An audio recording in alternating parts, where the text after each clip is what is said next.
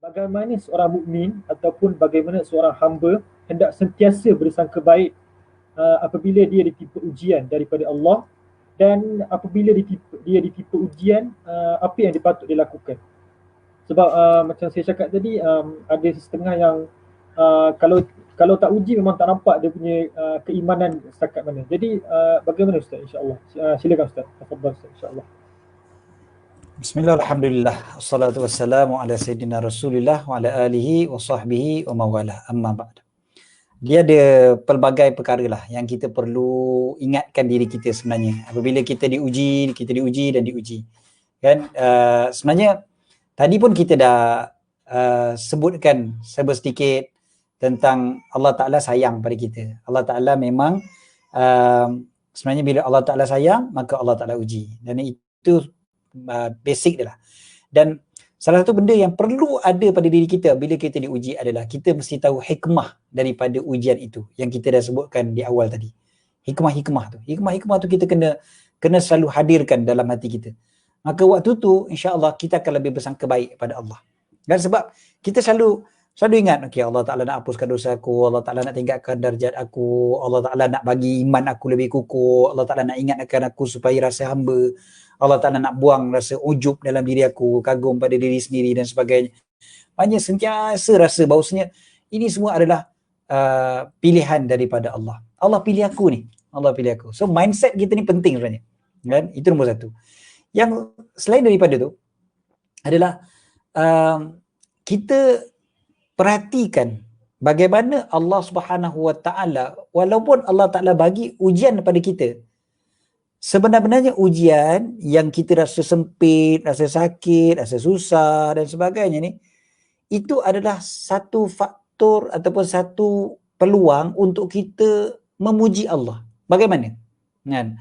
Ini ada satu ulama salaf yang namanya Shuraih Al-Qadhi. Shuraih ni dia kata, apabila aku kena musibah,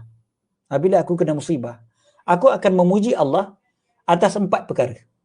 Memuji Allah, alhamdulillah, atas 4 perkara. Dia akan rasa syukur atas 4 perkara. Apa benda? Dia kata yang pertamanya, sebab dia kata Allah Ta'ala tidak uji aku lebih dahsyat lagi daripada musibah yang aku hadapi sekarang. Dan Allah Ta'ala tak uji aku lebih dahsyat lagi. Mungkin kita ingat orang dulu macam mana. Saya ingat dulu, Allahyarham, ibu saya waktu ditimpa ujian kanser yang membawa kepada kematian beliau. Apabila beliau dah sakit sangat-sangat tu, mengerang kan. Tapi bila sebut Alhamdulillah. Jadi adik saya, tak silap saya, yang tanya pada dia, kenapa pula Umi sebut Alhamdulillah? Jadi beliau sebut kerana apa? Kerana orang dulu-dulu diuji lagi dahsyat lagi daripada yang Umi hadap sekarang. Iaitu orang dulu-dulu ada yang kena gergaji, ada yang kena letakkan di atas palang tu kan, disalib, kemudiannya dibuang, ada yang ditanam dalam tanah, ada yang dicari-cari dagingnya daripada tulangnya kan. Memang lagi dahsyat lagi ujian yang mereka hadapi. So alhamdulillah, Allah Ta'ala bagi aku ujian yang aku mampu tanggung. Allah Ta'ala bagi aku ujian yang tak lebih dahsyat lagi daripada ni. So yang ni aku mampu tanggung. Alhamdulillah. So puji pada Allah. Kan? Kemudiannya yang kedua, tadi Syurah kata ada 4 kan. So satu, Allah Ta'ala tak uji aku lebih dahsyat lagi daripada ni.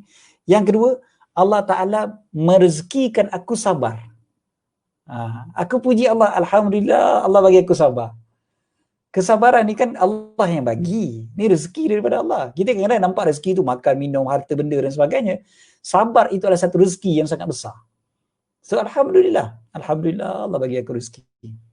Yang ketiga, alhamdulillah Allah bagi aku taufik untuk aku istirja, inna lillahi wa inna ilaihi raji'un.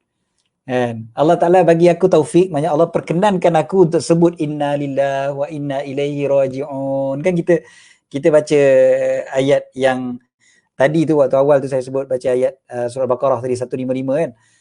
Kami akan uji kamu dengan begini-begini. Wa basyiris sabirin, gembirakanlah orang yang sabar. Orang yang sabar tu siapa? Alladzina idza asabatuhum musibatun qalu inna lillahi wa inna ilaihi raji'un. Orang yang sabar itu adalah orang yang apabila ditimpa musibah, dia akan berkata inna lillahi wa inna ilaihi raji'un. So, alhamdulillah Allah bagi aku taufik untuk aku boleh sebut benda ni. Tak adalah ya Allah, why me, kan. Ada orang kalau diuji macam tu. Sebab malaikat tak turun balik, why not? Ingat hang bagus sangat kan. Jadi malaikat tak jawab macam tu. Tapi malaikat bagi kita malaikat pula. Allah Taala bagi kita taufik untuk sebut inna lillahi wa inna ilaihi raji'un. Alhamdulillah. Ini kata Syuraih. Itu nombor 3. Nombor 4. Beliau kata alhamdulillah Allah Taala tak bagi aku musibah dalam agama aku. Musibah ni bukan pada agama aku. Musibah ni pada dunia aku.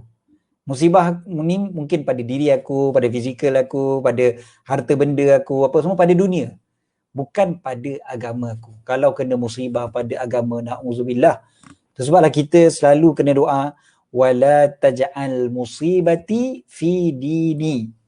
Jangan engkau jadikan musibahku pada agamaku.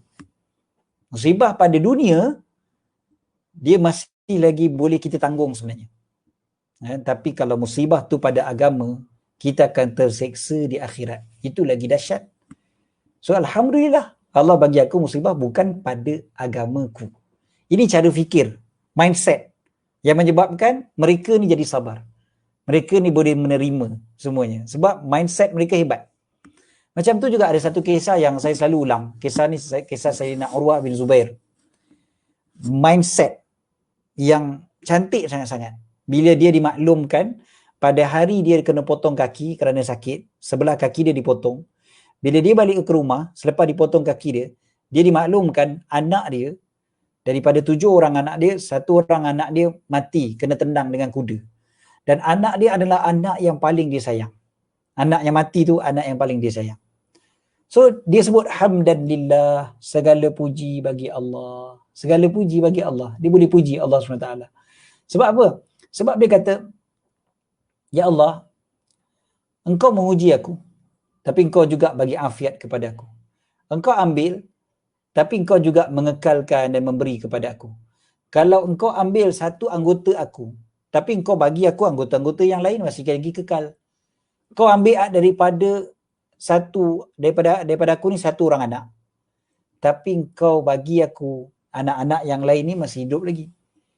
Maknanya apa tu kat situ? Mindset melihat kepada apa yang Allah beri, bukan apa yang Allah Ta'ala ambil. Dan beliau kata, kaki aku ni ya Allah, engkau ambil 1, tapi engkau masih lagi bagi aku yang lain lagi. Anggota yang lain semua kau yang bagi. Anak aku ni semua kau yang bagi, kau ambil 1, yang lain kau masih lagi kekalkan, masih ada lagi dengan aku. Maknanya dia tengok kepada apa yang Allah Ta'ala bagi, bukan apa yang Allah Ta'ala ambil. Ketika itu, memang kita akan jadi orang yang lebih mudah lah. Kita bukan kata ujian ni senang. Bukan kita nak kata bahawa ujian ni satu benda yang macam kita kata simple je. Macam kalau kawan kita kena uji pun, kita kata relax lah, kecil ni barang. Jangan kita cakap macam tu pula. Jangan kita perlekehkan.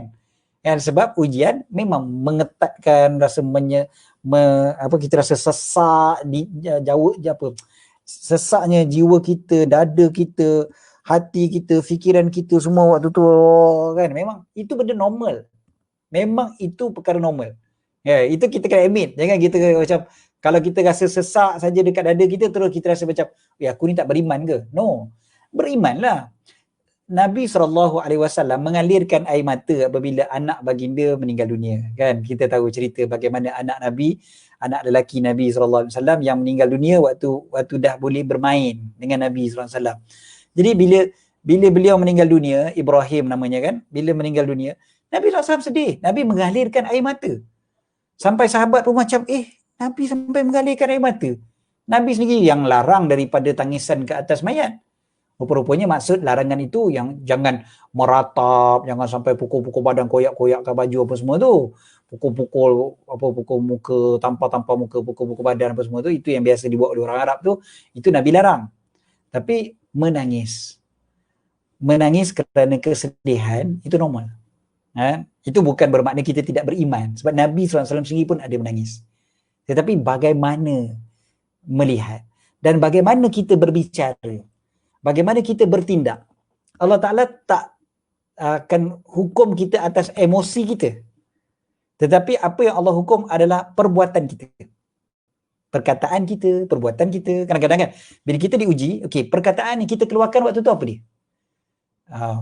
Sumpah seranah ke, maki hamun ke, apa kan? Ni, mulut kita. So yang mulut ini Allah Ta'ala akan kira, malaikat akan catat. So jangan kita kata nak buat macam mana, Allah uji aku. Yes, Allah uji. Hati boleh sedih. Tapi mulut kita cakap apa? Kalau mulut kita maki hamun, sumpah seranah dan sebagainya, bahaya. Ataupun perbuatan kita sampai pecahkan barang, sampai hancurkan barang, sampai mengamuk tanpa hala kan. Merosakkan, bahkan orang keliling pun kadang kena dengan dia. Itu Allah Ta'ala akan bersoal.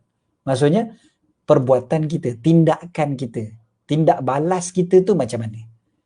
Jangan kita sampai bertindak dengan emosi kita. Jangan bertindak dengan emosi. Ini contoh yang jelas. Sayyidina Ali pernah diludah ketika nak bunuh seorang ketika perang kan. Dalam perang, nak bunuh dah. Kawan tu dah jatuh, tinggal penggal je kepala dia. Sebelum sempat penggal, kawan tu ludah dia. Terus tak jadi penggal. Kan? Kalau kita lah, kau dah nak kena bunuh, sekali kau ludah pula aku, kerat 14 terus dia senang. Tapi Sayyidina Ali tak, tinggalkan dia. Sebab apa? Orang pelik. Sebab dia kata, tadi aku nak bunuh dia memang betul kerana Allah Ta'ala. Tapi bila dia ludah muka aku risau. Aku bunuh dia kerana marah, kerana geram, emosi yang ada dalam diri. Sampai gitu sekali sahabat-sahabat Nabi SAW memang dia orang sangat-sangat dahsyat dari segi mengawal emosi mereka. Bukan emosi itu tak boleh ada, tapi jangan emosi yang kawal diri kita. Jadi ujian berarti memang akan menekan emosi kita. Memang akan menekan emosi kita. Tapi jangan sampai bertindak dengan ujian tadi tu. Kita jangan react dengan perkara tu. Kita perlu duduk dulu diam. Sebab kita diajarkan bila kita marah, kita ambil semayang dulu. So maknanya kita pause dulu lah tu. Pause dulu. Itu kita ambil semayang dulu. Berwuduk dulu. Kita tengah berdiri, kita duduk. Kita tengah duduk, kita baring. Tidur terus pun tak apa. Tenangkan diri dulu dengan keadaan macam tu. Ada orang dia kata, Ustaz, kalau saya nak tenangkan diri, saya kena makan. Pergilah makan, tak apa. Stress eating. Dia pergi makan dulu ke. Tak apa. Jangan sampai marah dengan, sampai bertindak dengan kemarahan ataupun kesedihan kita dan sebagainya. Wallahu a'lam.